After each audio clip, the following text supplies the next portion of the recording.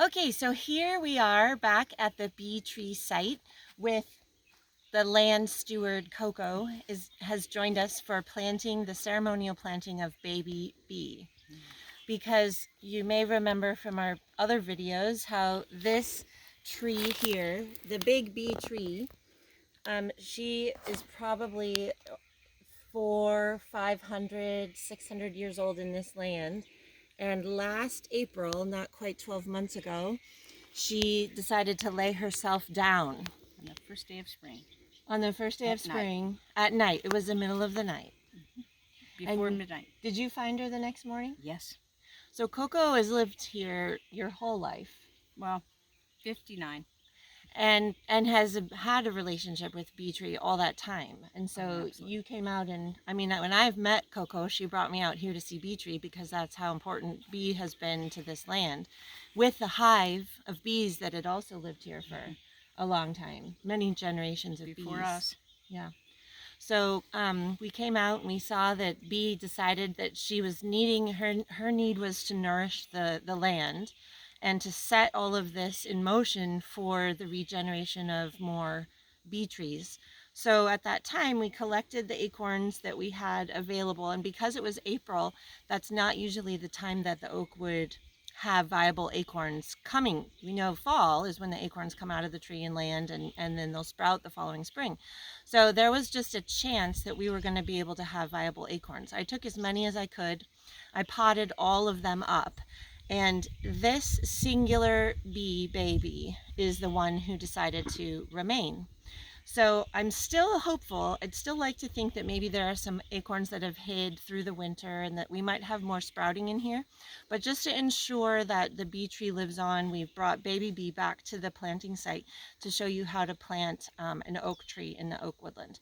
So this is a tree pot that has a little bit of an air gap at the bottom so that the roots will stop growing and start to branch out so that she'll have a much more solid way to start dispersing roots through the ground.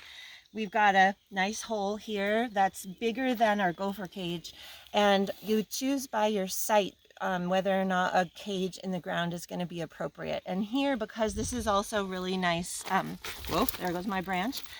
A nice amount of loose soil that the ground squirrels have decided this is good. This is safe habitat for them because they can hide from hawks and other things that might eat them. So we need to have protection so that bee tree doesn't get eaten from underneath. And then we also have above ground caging that we're going to use, even though a lot of the bee tree herself is going to be some of the security. We're going to put another cage on top, and then we're going to cover so that she has a bit of shade. And then we're going to get some of the mulch from around here. All of this mulch is going to go over the soil that we are putting back into the hole so that the soil is going to stay really moist throughout the entire summer. And I will be back about every 2 weeks just to check and make sure that she's got enough water during the dry months. But I'm pretty certain that this area is absolutely going to be safe for baby bee to grow and thrive over the years so that she can also live to be 500 or 600 years old.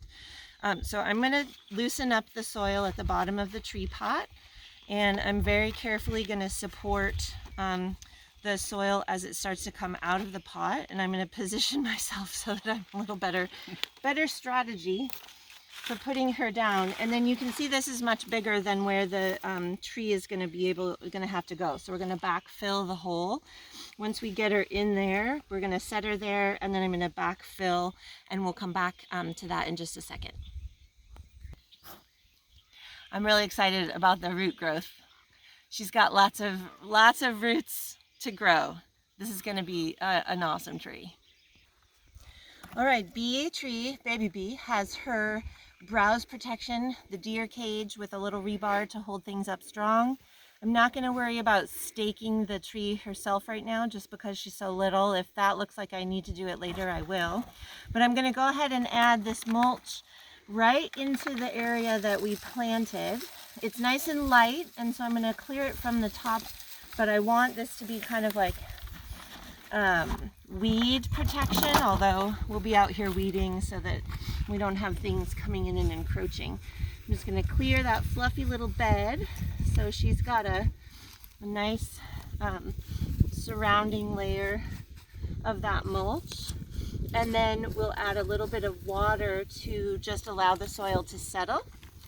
And then even though she's going to have all this protection from the rest of the branches, we will occasionally just drape some burlap, at least at the beginning, so that any of that, if we plant later in the spring too, it's more of a problem. Right now it's not a big deal, but that will just help keep her a little bit shaded, because the best oak regeneration happens in that drip line around the mother tree.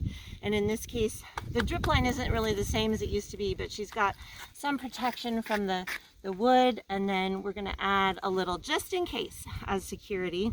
And we'll come back and check out how things are progressing over the years. And that's how you plant an oak tree.